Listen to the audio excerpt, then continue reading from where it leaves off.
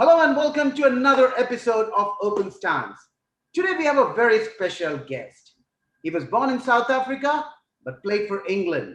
He was the core of England's middle order of the 80s. He's Allan Lamb. Welcome to the show, Allan.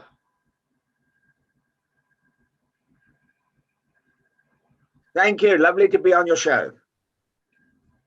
Okay, let me take you back to your childhood days. Was cricket your preferred sport always, or did you play any other sport during your childhood days? No, when I was younger, I played all sports, but cricket and rugby were my two major sports that I played. I played equally. I was captain of both cricket and rugby throughout, and rugby was probably, they said that I would have gone the whole distance at rugby if I'd carried on playing rugby. I only sort of packed in rugby in 1977 when I decided to come to England. So, I was playing a high level then. But I always wanted to come to England because my heroes in Mike Proctor and Hilton Ackerman, Clive Rice, all those guys that I played with, eventually ended up playing with, they were all coming to England, and they used to get the boat over and travel from Cape Town to England. So when I was at school, I was always wanted to do that. And then we were lucky. We had and George Sharp. They came over, and it was amazing because I asked them if there was a gap at Northampton, to come and play, and they said no, they've got Bishan Bedi and Mushtaq Mohammed who will never get in there. And then we had the Packer series, so it opened up. So I got offered the contract that Christmas. So all of a sudden, I ended up playing with these two guys who used to be our coaches at school. So it was quite funny. So you played for Northamptonshire from 1978 to 1995. In fact, I gather that you were named as the most successful player of Northamptonshire in a poll that was conducted earlier this year. How was your experience of playing for the county? Well, it was an honor first to be sort of picked as the greatest player because there were such famous names, who had played. I mean, going back in history, Dennis Brooks probably, he's the only one I've got sort of the most hundreds in the club. But you got to remember, Dennis knows you what a great player he must have been. But going back and all the overseas players we had Anil Kumble, who I would love to say was a great, but he only played for one season. He got us 100 wickets, and he was the last guy to get 100 wickets. So we've had some amazing players play there. So it was a great honor to be selected as the greatest player. Okay, you played 79 Test matches and 122 one-day internationals in a career that spanned almost 10 years as an international cricketer. I'm talking about. Anything you would like to have improved if you would get another chance? Well, that's difficult because of course, you would always say, I could have got more runs. I should have done this. I should have done that. But at the time, my job, I always played for the enjoyment, and I wanted to entertain the fans. And I played very positive cricket, and when I was captain, I was also very positive. I didn't mind losing a game, as long as we had a chance of winning the game. So yeah, I mean, I probably should have had a much better average than I did, and probably should have got a lot more hundreds. It's easy to in hindsight to say that, but I should have got close to 20 hundreds than 14 hundreds than I did, and also I probably should have committed myself a bit more and probably got 100 hundreds. So I got 80 hundreds or whatever it was. But that's I don't like to bring back the past that's gone, and I enjoyed what I did, and I loved touring India. India was one of my favorite places because the interaction that I had with the fans in India, they loved it, and they loved the joke if I was out on the boundary, and I got them revved up and all that type of stuff, and it was great. And the thing about what I did was when we toured, I went out to see the countries, we were in. So if it was Pakistan, India, whatever, I didn't sit in the room and I went out. I got to know some people and they took us out and we explored the country, which was great. And, I remember going around in India, right up the Tiger country, ended up, going to his old lodge, and it was fantastic, You made your debut against India, incidentally. Yes. And tell us a little bit about the debut series. Well, my debut was against Kapil Dev and Sunny, and I think Kapil got me out in the first innings, and then I ended up getting, I think, 30 odd or not out, and we won the Test match. So that was my debut, for England at Lords. But then I ended up getting my first 100 in the third Test match against India. So that was great. I probably should have got a lot more. And both of them ran me out and said, "I'll get that 200 that you're supposed to get," and he did. He got a 200, and he ran me out for 112 or something, whatever. But no, it was fantastic, In those days, India never had any pace attack, really. Kapil was their best bowler, They had a couple of other bowlers, but, the spinners, the left-arm spinner, Dilip Doshi was there. India was stronger at batting than the bowling front. Okay. We all know how good the West Indies team was in the 1980s. But you along with Sunil Gavaskar would have been two players who continuously scored runs against them. Okay, and I mean, you scored 3 centuries in a Test series against the West Indies in 1984. Of course, you all went on to lose the series, but you were relatively successful against them almost every time you played against them. Wasn't that the case? Well, listen, I was lucky because I had played against quick bowlers in Pollock and Proctor and Rice, Garth LaRue. And these guys, South Africa had a lot of pacemen, and we played on fairly quick wickets when I grew up in South Africa. So I was sort of fairly used to. I had a way to play quick bowling, and probably Sunny, if Sunny was a good cutter, and if you're a good cutter and a puller, you'll survive against the West Indies. And you always look to rotate the strike, because if you don't rotate the strike, they've got 6 balls and your name's on one of those. So if you keep rotating the strike, they got to change their line and length and everything. And that's what I said to my guys, make sure that we can rotate the strike, and then we'll score runs. And you got to be cutter. If you're a cutter and a puller, then you'll score runs. But the other thing is, if you're playing on a really quick wicket, you never got in behind the ball. You always stayed on the outside of the ball. Never, if you got on the inside, the only thing you could do was duck. But if you're on the outside of the ball, you could cut or you could pull and you could score runs. But, a lot of people, the coaches say, get in and get behind the ball, No, you didn't want to get in behind the ball with a quick West Indies attack. On a quick bouncy wicket, you got no chance. So, so that's how I scored runs, and we survived that way, really. So, I had a way of playing, and I was confident in that way, and I was confident of scoring runs against the West Indies. They had an incredible attack. I mean, from the end of the 19, when after Packer, when Clive Rice got a coach and a fitness coach and everything, he gelled that West Indies team into incredible side. I mean, there's no one. I don't think there's been any side that'll come close to that side. And then everyone says that Lloyd wasn't a good captain because he had all the great fast bowlers and the bat. And he had to put that team. He had to get that team working for him. He had to get the bowlers bowling for him. He had to get the guys scoring runs for him. So he was a great captain, and discipline. You know, that's a big problem with the West Indies in the past. Now they've been undisciplined. There's been no discipline. But when they played with Clive Lloyd and Viv Richards and those guys, there was discipline. You had the honor of leading England in 3 Test matches.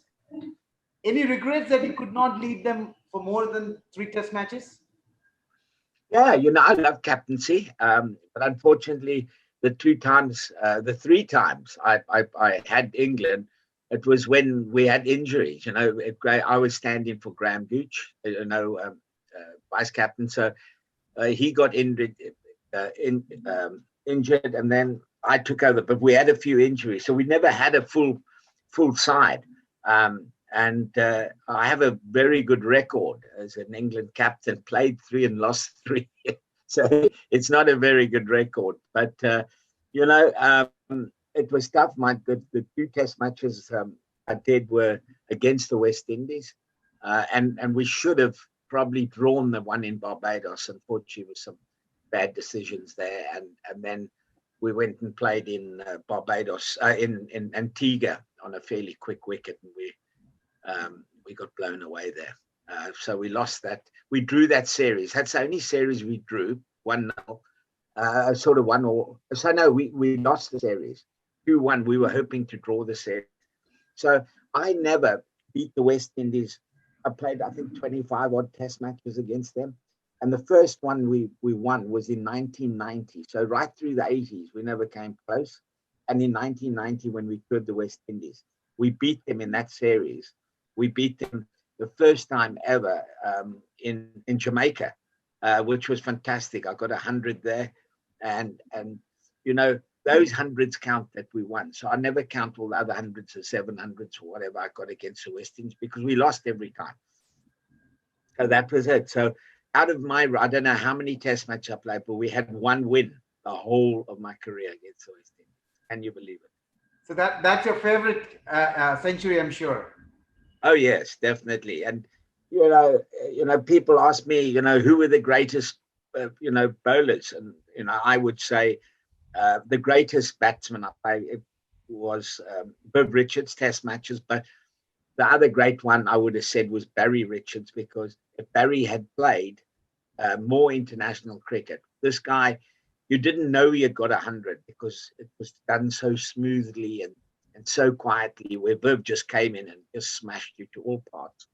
So those 2 would be the greatest. And then my quick bowlers, I played against them all, but I have to say Malcolm Marshall was he was really nippy. He was. I mean, he had a brain, and he did everything but before.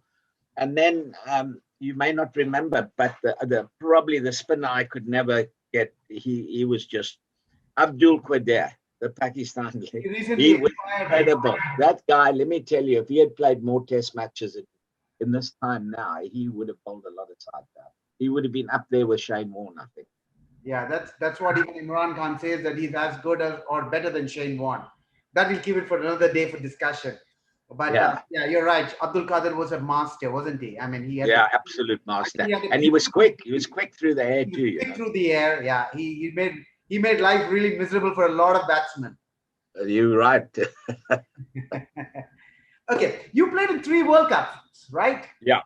In which you reached the finals once, and you reached the semi-finals twice. Among all the 3 World Cups, other way around. The semi-finals once and the finals twice. Okay.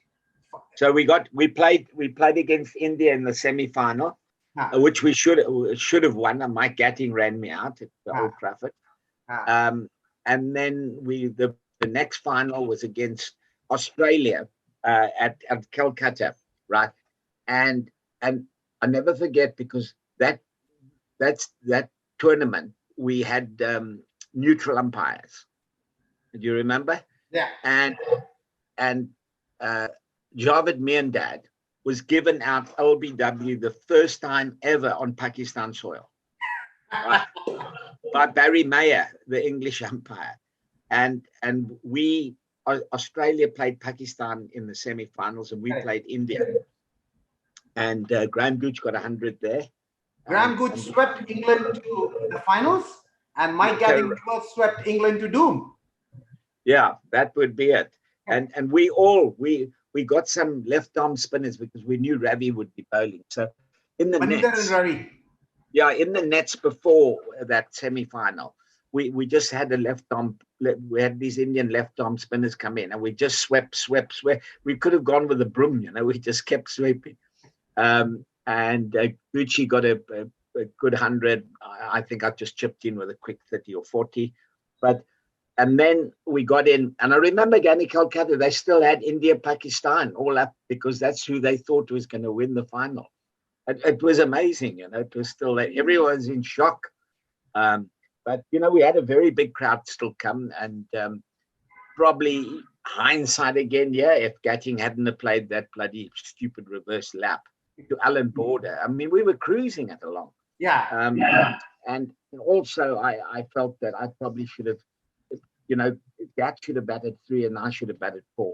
We had the wrong bat.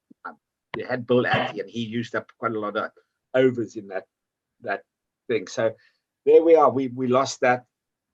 And then we had a fantastic tournament and got to the finals. And unknown, Pakistan qualified. I mean, they'd lost everything. I mean, we had beaten them. I mean, everything. And then they beat New Zealand in a semi-final and they qualified.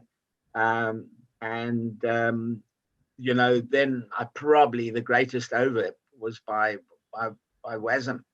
I mean, I've got a question. I'm coming to that. Okay. Hold on. But among the 3 World Cups that you played, which one did you think that you had a great chance to win? Would it be in the 1987 one, where Australia, we should have easily won that. I mean, probably more, but I mean, I think we still should have won the one in Australia too, you know. So those 2, I would say we were. If I was a betting man, we were. I would say 60-40 to win in Australia, and probably I think we were 70-30 to win in India, because that we should have never thrown away, you know. That I agree. I mean, I thought you all had a great chance to win that finals. And it wasn't nothing. No one blew it. It was just bad shots. That shot at Mike Gatting and probably the wrong batting order was the problem. Okay, a chat with Allan Lamb is never complete without the over that you just mentioned about Wasim Akram. Another incident also I would like to highlight is you scored 18 runs against Bruce Reid in 5 balls and won that one-day international in the Benson Hedges series down under. So yeah. Well, you know, in those days, we just played in the World Cup, right? And I had got, I think, a 16 in the last over against Walsh, against the West Indies. And we won the game there. So I always used to back myself when it came to the one-day cricket scoring. If it was, you know, I always said if we can get down to the last over and we had to get 15 or 12, you know, I always backed myself. But it was unknown then because, you know, scoring 18 or 5 balls, it was unknown then, you know. So, of course, people still go. But nowadays, nowadays you're not even safe, you know, with 18 off the last over. But, yeah, again, I backed myself. The big thing also, I hadn't scored a boundary right up till that last over. And I changed my bat with De Freitas because he was also sponsored by Sledging. And I said, Daffy, there's something wrong with my bat. This bat, give me your bat. And I took his bat. And I said, oh, there you are. You see, I got the 18 because you had a better bat than I did. Meanwhile, it was nothing. It was all psychological in the head, you know. So, yeah, so, you know, that was a great victory. But then, you know, then we come to that World Cup. And we were going well. We were just getting ourselves back into the game. And I think you along with yeah, we were just going well. We scored. We got right up with the run rate, and we just seen Imran off. We got to run a few runs with him, and then they brought Waz back, and geez, they bowled that incredible over. I mean, he came sort of over the wicket. Alan, you'll have to speak a little louder. I can't hear you. Speak a little louder. Right. So can you hear me now? Yeah, yeah. So that last over was incredible because, well, not that the last over, just that over. And he just changed it. He bowled two magic deliveries. That one he bowled, I mean, I always said that he was the best left-arm quick bowler I've ever played against. And he proved it, he was incredible. And, he got the ball to sort of just drift into me and then just leave me. I listen, everyone said, what were you doing? Why didn't you get behind the ball? Meanwhile, I've looked at that delivery. Everyone keeps showing me that delivery. It was incredible. And then he bowled that massive swinger to Chris Lewis. So that's it. So you can't do anything about that. That over. And I think it was Waz that won them. It was him that over won there. He was unplayable in that over, right? Oh, unplayable. Okay, you played under 4 English captains: Bob Willis, David Power, Mike Gadding, and Graham Gooch. Yeah. Who has impressed you the most?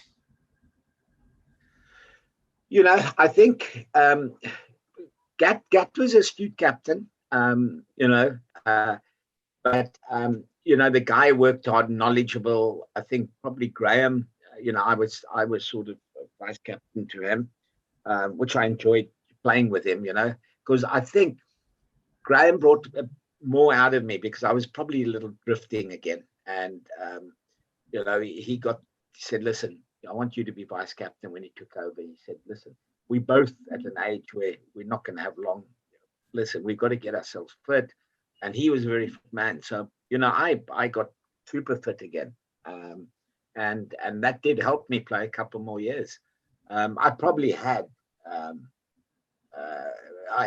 another 2 years, the same as Graham. But then we had that unfortunate thing at Lord's where I got banned. So I never played again. But I would probably say, Gat captain, but he had quite a good team around him when he won the Ashes in Australia. We had a fairly good team then, but of course we didn't have an opener. We had Chris Broad and we had Patty opening, and they weren't out. So no one knew how. And all of a sudden, Chris Broad got sort of 400s or something in that series. Gower got runs. We all got runs, so we all chipped in. So that was a great win. And then Gower was a very laid-back captain. He sort of just expected things to happen. And we had a great win beating them, Australia in England, and then we also under David we won in India. You don't win in India that often, and it's going to be interesting to see how England get on, because I think England are building up to get a very, very good team at the moment. So when they tour India next year, it'll be very interesting. You played against some of the best bowlers, the best fast bowlers. I must say during the 80s, I think every team had a world-class fast bowler. If you had to pick one bowler who you found extremely difficult to play, who would be and why? Well, I said already that Malcolm Marshall was the best, but it was always a challenge. He got me out a lot of times, but I scored runs against him. But I think the guy that I found awkward on a wicket that was a little uneven was Patrick Patterson in Jamaica. We played on a wicket that was up and down, and Joel Garner and Michael Holding, they all bowled on this. And I remember that was the most frightening I've ever been on a cricket field, batting against these guys. And we bowled them out for 300 on that wicket. We thought we'd done really well. We had that guy, Greg Thomas, and he was probably, Verve Richard said, was the quickest white man around. He never faced a white man that quick. And he's talking about Tomo, but because of that wicket. And we then came into bat, and they didn't have to bat again. I mean, they bowled us out for 140 and 150, or something like that. So we never batted again. And I think Peter Willie and I put a partnership on of over 100. And I think I got 49 and Peter got 60 or 50, whatever it was. And it was probably that 50, whatever, was probably worth 150 on that wicket. So that's the only time I've ever been fighting on a cricket field. Because Playing against. Because Dujon also has gone on record to say that among all the fast bowlers that he kept wickets to, he found Patrick Patterson the fastest. At times, he was the fastest, he says. Which, oh yeah, yeah. I mean, that series, Dujon was standing back. Patrick Patterson bowled a delivery to David Gower, and David Gower fended it off his nose, and it just caught the shoulder of the bat, and went one bounce into the side screen. That was the kind of pace in which he bowled, huh? That was the pace. I mean, and then the one ball just shoot along the deck. So that if you ask Dujon about that, oh my goodness. And Dujon would have seen a lot of me play, but he said to me, "Thank God I'm not batting on this wicket." That says it all, doesn't it? Yeah. Among all the great batsmen during your era, who stood out? Well, you know what? I think Viv was probably, to me, was incredible. Two guys I would have batting for my life would be Alan Border, because Alan wouldn't and Javed Miandad. You know, if you upset those two batters, and Javed especially, you know, if you wound Javed up, you wouldn't get him out. I mean, he would bat forever. You know, he was. I don't know what's happened. Yeah. Okay. So Javed, yeah. I mean, listen, Sonny. I mean, you know, if you had Sonny again, if you wanted someone to bat for your life, Sonny Kavaska was just incredible.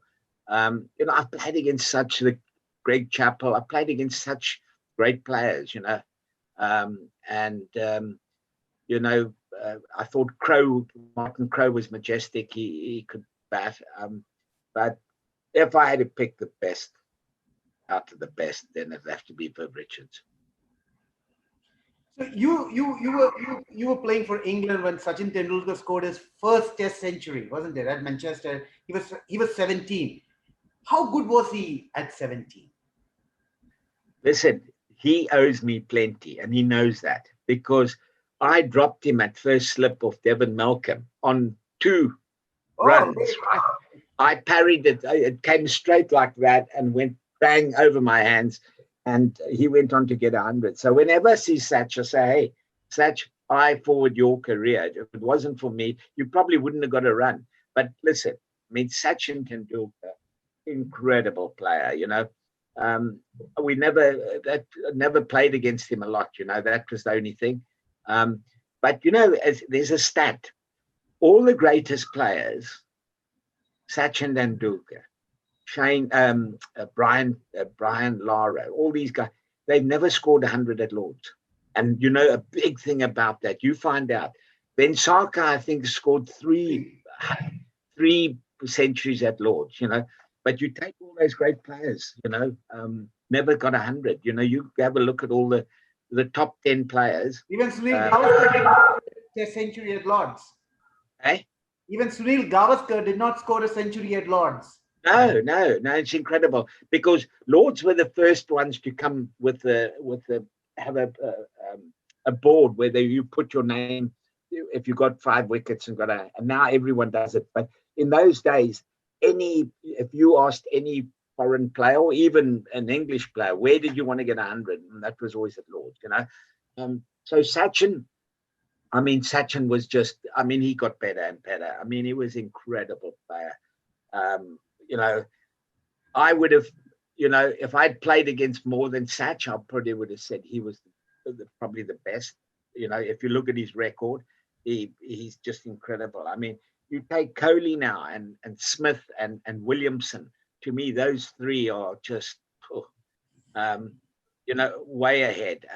And you know, I would put Root in that class, but, you know, he just hasn't got enough runs. He should be getting hundreds after hundreds, because technically and potentially he's got to be up there with Williamson, Kohli, and who's the other batter? Smith. Smith, yeah. So, yeah. So there's some great players around. Does T20 cricket excite you? Would you love to play Listen, for IPL? you know what? I thought about it and I've looked at it, but 2020. I think anyone can play 2020. You don't have to be that skilled, long as you have very good, ball eye contact and that.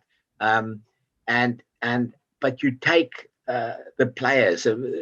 They've changed the whole aspect of the game with the reverse lap, with the scoop ball, and it's incredible. The poor bowlers now are just getting pelted.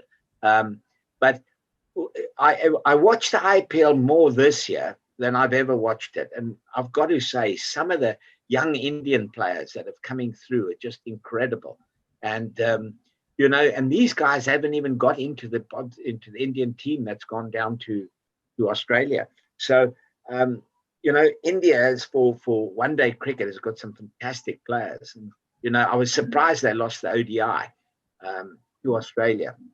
They won the 2020, but I would say they're the best at the moment. 20 with everyone says England. I think England are top or India top one, but that'll be. If I call for the OD for the World Cup 2020 final next year, I would have India and England in the final. That'll be a cracking final. So in your 10 years, did you have any ball which you can recollect? Or did you have any kind of sledging with any of the players in the opposition? No, I think I always used to say when we toured Asia, we didn't have a problem because we couldn't understand what they were saying. But I think probably the sledging. I think when you played in South Africa, when I played sort of just first class cricket, the sledging there, they got onto you and said if you weren't that good enough back in, and they'd climb into you. But probably Dennis Lillee was the greatest to me because my first ever test match was against him. And, he really let me know, he was around and how bad I was. He used to end up next to me, I'd play and missed and play and missed. And then he said to me, "Hey, Lammy, do me a favor." He says, "You hold the bat still and I'll aim at it," And I mean, as a batter, what do you say? He didn't say it in those terms. I can tell you, he was the big Australian slag. And I remember we had a thing to say that if we nicked it, we're playing the Australian rules, don't walk, because, if we nicked it in England, umpires all played first class, you walk normally. And we had a guy called Chris Tavray. I mean, if it did his thigh pad, he'd walk, he thought he did it, So we had this thing in our camp to say, guys, we're playing against Australia. We're playing their rules. When the umpire gives you out, because there was no neutral umpires then. They were just, and I nicked one off Dennis and he ran past me. It was so blatant. I think most of the slip cordon had got sort of splinters in their body and that. He ran off past me and told me to piss off and don't have a shower and that type of thing. And I sort of walked up the wicket thinking, well, the umpire hasn't given me out yet. So anyway, I walked up and I just tapped down the divot mark, waiting to see what the umpire was going to do. And the umpire gave me not out. And I said, "Great decision, sir." And I returned to the wicket. Well, I got absolutely verbal abuse by all the Australians around me and telling me to. So that was probably, if you say sledging, I think that was probably the greatest sledge that I'd ever had. But you see, some players you wouldn't sledge, like Alan Borden and Javed Miandad or some players you don't say anything to them, because some players, I'm sure that, Sonny again, you didn't say, because if you got up, the great players, if you sledged them, they said, "Right, I'm in here for the day," and they wouldn't go, Sachin. You take these players, there's some of them, and Alan Porter and these guys, So you only sledge the player that you know that he's going to feel uncomfortable.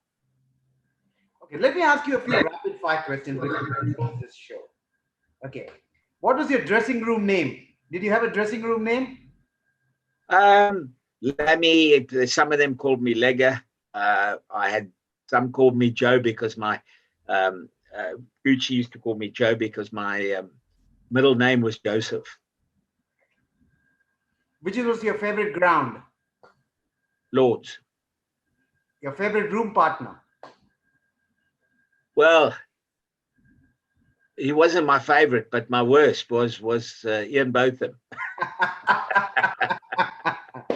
Favorite cricketer?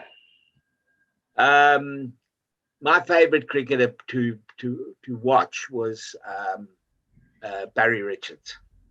Favorite Indian cricketer? Favorite Indian cricketer, Kapil Dev. Did Kapil Dev play for Northamptonshire? Yeah, he had a year at Northampton. And when he came to Northampton, he said, I've come here to improve my batting, not my bowling. And we said to him, listen, you've got to bowl the ball. He said, no, he said, I know what I can do. Anyway, he bowled against Worcester. He got 7 for 25 or something. Bowled him out. Ooh, the ball was swinging. He said, you see, I haven't come here to bowl. I've come here to improve my batting. That's a good one. Your favorite holiday destination, Alan? Holiday destination. I went to the Maldives, to a Milafushi, which was beautiful last year. We went there with the family, and I loved that. But if I go somewhere, I love Australia because I love my sort of outfield I love going fishing and diving and being in the sea. So probably Australia would be one of my favorite places, going up the coast, joining old Matthew Hayden on his island, go fishing with him and that type of thing. Your favorite cuisine? Well, I love my curries, but probably a beautiful a steak done on a barbecue. One memorable moment on the cricket field? I think my most memorable one was getting 100 against the West Indies in Jamaica, and we won the Test match. And that next, 2 Test matches later, I was captain against the West Indies. I got 100 as captain. So those two probably stand out. Of course, the 18 runs was great, but I mean, Test matches, I think probably that was it. Alan, did you ever think of coaching a team? I never wanted to become a full coach, going back into coaching. I sort of did a bit of television work when I finished, and then sort of set up my own sort of events and travel business. But you know what? I look back and I never got the offer, but I definitely would have got involved in the IPL if I had that chance, because I played one-day cricket to what I can see what they did, so I could visit what was happening, and I could have probably given my thoughts and probably helped a bit in that. So how do you stay connected with the game? Yeah, I stay, as I said, I watched the IPL quite a bit, and it's impressive. I mean, I got to say, when you have Kohli and De Villiers going, I mean, those two together, just incredible sight. I mean, we saw them last year, and this year they weren't really on fire, but all the other players, it's just incredible the way that they score runs. So, and I look forward to it. I think it's a winning factor, so they're not going to change it. I know they're bringing in this. They got the big blast in Australia, and then England's going to have this 100. So, to me, I don't know why they're messing around. I think they should just keep it as it is. But it'd be interesting to see how this 100 goes. So, I've always been one to say that long before the IPL has started, I said one day cricket should be played where you can replace a player, like American baseball. You know, if you wanted a big hitter, you brought him in, and so you had maybe a squad of 15 people. 14 or 15 players, and you can alternate them. To me, that was, and now they're only now with the 100. That's what they're going to be doing. But I still think it's a great factor. I think that should come in. Thank you very much, Allan. It was wonderful talking to you. A pleasure. Before we wind up, let me wish you in advance a very happy New Year and Merry Christmas. Have a great year ahead, and hope that the pandemic goes away and we all come back to our normal lives. I know, because I'm supposed to be in India coming up now in January. We were going to go down to Kerala, and we were going to take houseboats. My group were going to come down there, and then we were going to go up and watch 2 test matches at Chennai. And now we can't come. So it's a real blow, but I love India, and I look forward to coming back to India. I always, love the cuisine there, and I love the people, and there's so much to do in India. And there's a guy called in Mumbai. He's a great guide. Just can't think of his name.